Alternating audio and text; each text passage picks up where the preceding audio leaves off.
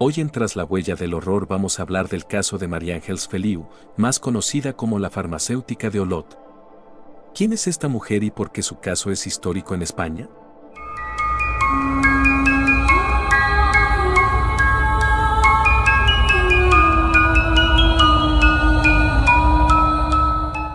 María Ángeles Feliu tenía 34 años cuando fue secuestrada.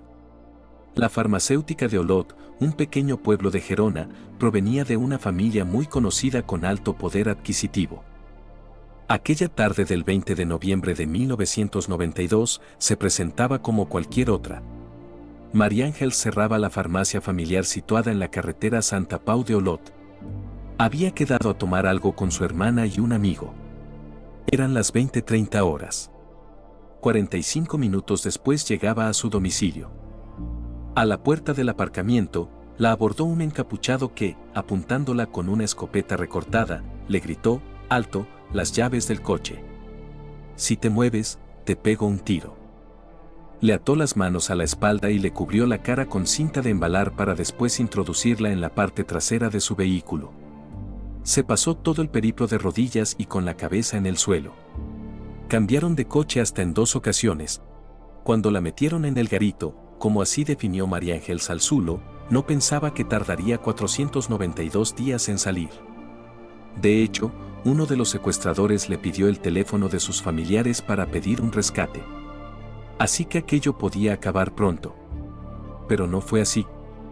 Me metieron en una habitación y se paró el tiempo. La joven, hija de un empresario acaudalado de la zona, tenía 34 años y 3 hijos entre 3 y 5 años cuando la raptaron.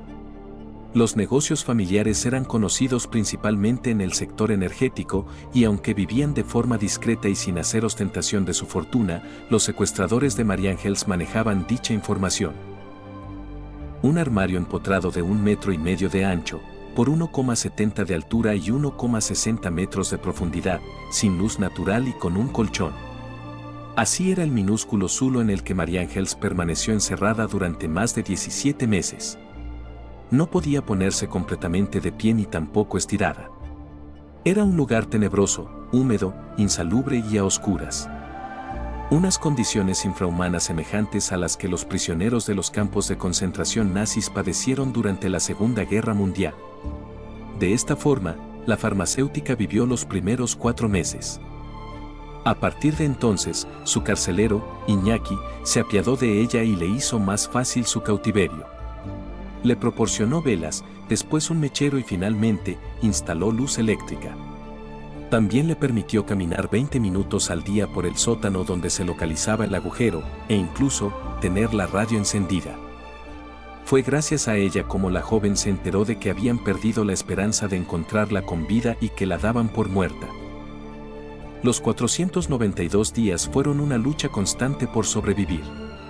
Porque pese a coexistir rodeada de agua filtrándose por las paredes, insectos, ratas o sus propios excrementos, sin posibilidad alguna de asearse ni ducharse y comiendo un bocadillo cada 2 días, María Ángeles demostró una gran capacidad de superación y entereza. Mientras tanto, en el exterior, la Guardia Civil intentaba encontrar pistas.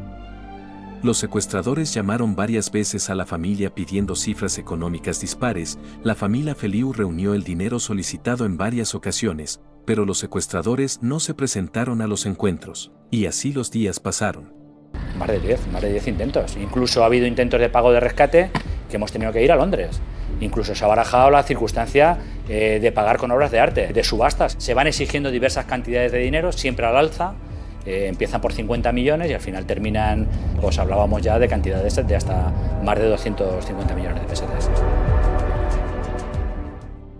Hubo un chivatazo anónimo que decía que María Ángeles estaba muerta y se decidió detener a 2 hombres y acusarlos de secuestro y asesinato. Los detenidos fueron Xavier Baza y Joan Casals, que pasaron a prisión preventiva. Se hicieron batidas en busca del cadáver pero no lo encontraron. De repente, 492 días después del secuestro, una señora se personó en una gasolinera y comunicó que era María Ángeles Feliu. Estaba sacando una Coca-Cola, no le entraba la moneda de 25 pesetas y me dijo que no le entraba. Le dije que se esperara un momentito que ahora la atendía. Fui para allá, Le eché la moneda de 25 pesetas y a la par que iba a salir la Coca-Cola me dijo que era un María Ángel Feliu. Yo la miré, me quedé un poco sorprendido y a partir de ahí le dije que se sentara porque me dijo que estaba mareada, que se sentara, se asentó. Llamé a la Guardia Civil de Tráfico que estaba allí cercana y ya a partir de ahí se encargaron de ello. Eran las 5 de la mañana y Feliu fue trasladada al Hospital de Sant Pau, en Barcelona. Ya en Olot, Bardalet la examinó y escribió un contundente informe. Pasó todo ese tiempo sin ducharse, sin cortarse las uñas, sin tener una mínima higiene. Era un cadáver viviente, con la piel blanquísima, acribillada por las picaduras de insectos, sufría atrofia muscular y caminaba con mucha dificultad. Pero había sobrevivido al horror. Tras la noticia de que María Ángels estaba viva, hubo un revuelo mediático, medios de comunicación se hicieron eco y se desplazaron hasta Olot. Això que m'ha passat no hagués pensat mai que hagués pogut passar i que tots estem exposats a tots. Su testimonio fue clave para que liberasen a los sospechosos y para que, 5 años después, diesen con los verdaderos culpables. Desde el primer día esperaba salir libre. ¿Sí? Y superar los cargos tan graves que se han vertido sobre mi persona. Desde el primer día de mi detención nada más, ya se aclarará, toda la verdad saldrá. Todas las muestras de apoyo que he recibido me han hecho aguantar este infierno entre rejas y, bueno, de alguna forma, pues, soy inocente y, o sea, cuando se acabe este caso se verá del todo, ¿no? María Ángels explicó que le daban de comer, con lo que identificaron los supermercados donde realizaron las compras, también las emisoras que escuchaba sin interferencia, e incluso, llegó a reconocer distintas voces. Resultó que la policía local de Olot tenía a 2 agentes corruptos, Antonio Guirado y José Zambrano, aunque del segundo nunca se llegó a conocer su participación en el cautiverio. Murió en 1997 antes de que la Guardia Civil detuviese a toda la banda. ¿Pero cómo dieron con ellos?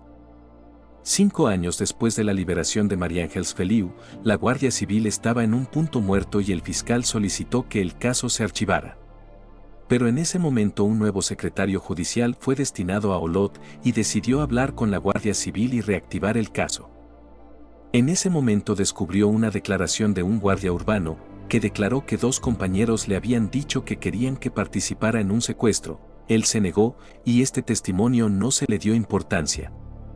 Volvieron a hablar con este testimonio y les dio el nombre de los 2 municipales, así que le tendieron una trampa. Publicaron una noticia en el periódico, donde ponía que se estaba investigando la participación de 2 policías locales del secuestro de María Ángels Feliu.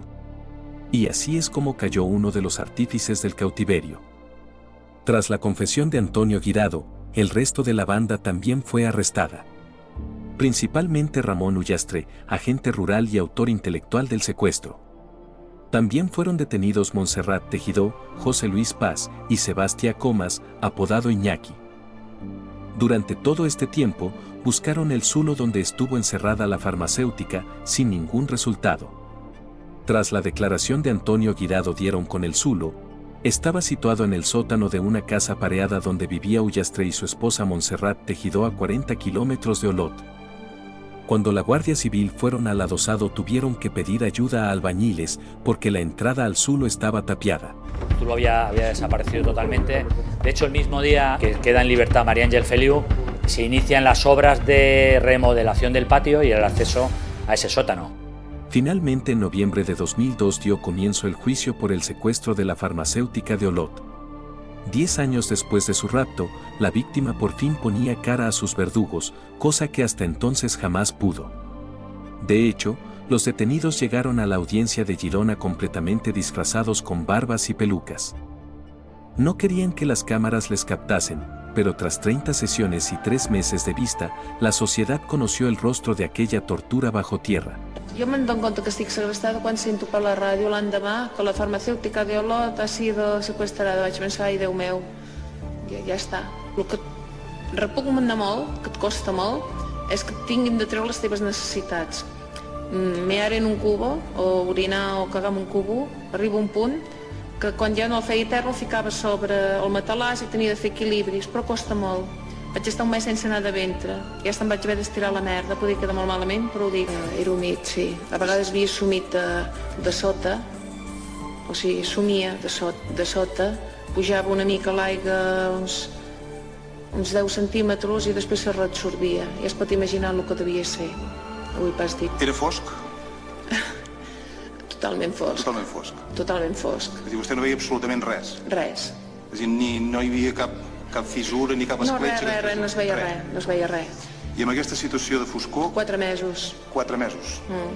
Vamos a grabar una cinta para enviarla a alguna persona. Que vamos a grabar el mensaje para tu padre. Esto tanto puede durar 8 días como 8 meses. Si dura más, te hemos traído aquí, te llevaremos más lejos.